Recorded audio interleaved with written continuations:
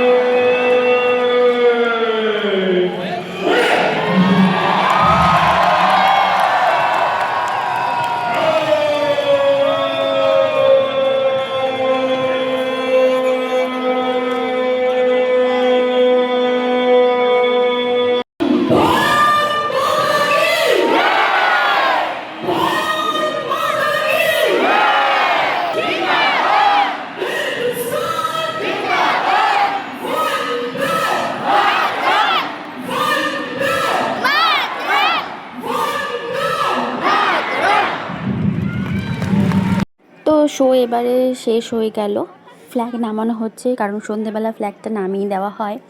আর এই যে 2 ঘন্টার শোটা আমরা এখানে দেখলাম, রীতিমতো নিজেদের গায়ে কাঁটা দিচ্ছিল। আর এটাই যে আমরা ইন্ডিয়ান সেটা ভেবে নিজেদের এত গর্ব হচ্ছিল।